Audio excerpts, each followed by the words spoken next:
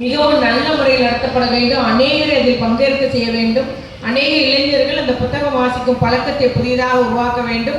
புத்தகங்கள் வாசிக்கிறவங்களை படிக்க வைக்க வேண்டும் என்றெல்லாம் பெரும் முயற்சி எடுத்து அப்போதைய இயக்குனராக, அந்த நூலகத்துறையினுடைய இயக்குனராக நம்முடைய அதில் இந்த புத்தக திருவிழா நடைபெற வேண்டியது திட்டமிடும் ஒரு முக்கிய பங்காற்றியவர் நம்முடைய ஆட்சித்தலைவர் இளம் பகவத் சார் என்பதை நாம் எல்லாம் அறிவோம். அவர் தான் அந்த நேரம் அந்த பாபாசி பிடிக்கிறது, எப்படி புத்தக பதிப்பகத்தை கூப்பிடுறது, எப்படி நிகழ்வை நடத்துவது என்றெல்லாம் அந்த அவர் போட்ட பிளானில் 2 ஆண்டுகளாகவும் இந்த புத்தக திருவிழா நடத்தும் போது நம்முடைய கலெக்டர் நீங்கள் பார்த்தீங்கன்னா ரொம்ப குஷியாக, ரொம்ப ஈடுபாட்டோடு, கண் தூங்காது. நேற்று எனக்கு 11:38க்கு மெசேஜ் போட்டு விட்ருக்காங்க சார் அந்த நிகழ்வை பற்றி. அதனால் அந்த அளவுக்கு ஈடுபாட்டோடு நம்ம அதை வெற்றி பெற வேண்டும். அநேக இளைஞர்கள் இதனால் பயனடைய வேண்டும், இந்த புத்தகத்தினால் பயன்பெற வேண்டும் என்பதற்காக அவர் பெருமுயற்சி எடுத்து வருகிறார். அதில் வெற்றியும் கண்டிருக்கிறார் என்பதை நான் இங்கு அவருக்கு என்னுடைய பாராட்டுக்களை கூறிக்கொள்ள விரும்புகிறேன்.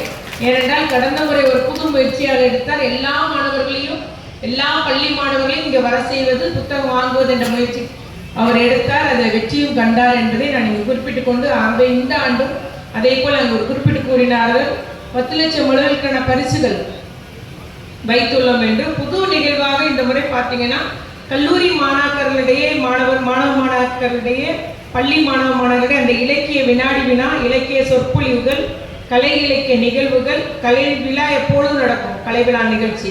ஆனால் இந்த இலக்கிய சொற்பொழிவுகள், இலக்கிய நிகழ்வுகள், கவிதை வாசித்தலும் புனைதலும் என்ற தலைப்பெல்லாம் கல்லூரி மாணவர்களுக்கு அவர்களை நம்முடைய எதிர்கால தலைவர்களை, இளைஞர்களை பங்கு வைக்கும் முகமாக, நம்மளுடைய இலக்கியத்தில் அவர்கள் ஈடுபாடு செய்யும் முகமாக அவர் இந்த நிகழ்ச்சியை திட்டமிட்டுள்ளார்கள்.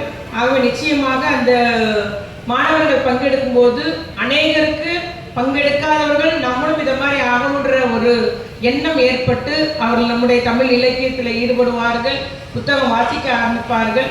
அந்த எப்படி நாமும் கவிதை எழுதலாம் என்ற ஒரு எண்ணம் வரும். ஆகவே எதிர்கால அந்த சந்ததியினரை ஒரு மோட்டிவேட் பண்ணும் மூலமாக, ஊக்கப்படுத்தும் மூலமாக அவருடைய அந்த நிகழ்வுகள்லாம் அமைந்துள்ளது.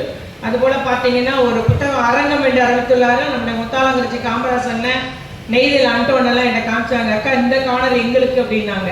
ஏன்னா எழுத்தாளர்களோட நம்முடைய மாணவ மாணவிகள் ஒரு விவாதம், இந்த புக்கில் நீங்கள் சொல்லியிருக்கீங்களே அது எப்படி சார், எனக்கு ஒப்புமை இல்லைன்னு பேசலாம், இல்லை நான் பாராட்டுறேன்னு பேசலாம், இல்லைன்னா இது உண்மையான்னு கேட்கலாம். ஆகவே எழுத்தாளர்களுடன் அந்த புத்தகத்தை வாசித்த நம்ம இளைஞர்களோ இல்லை பொதுமக்களோ உட்கார்ந்து அவர்களோட ஒரு கலந்துரையாடும் போது இன்னும் நம்மளுடைய அறிவை பெருக்கிக் கொள்ள முடியும், இன்னும் நம்மளுடைய சந்தேகத்தை தீர்த்து கொள்ள முடியும்.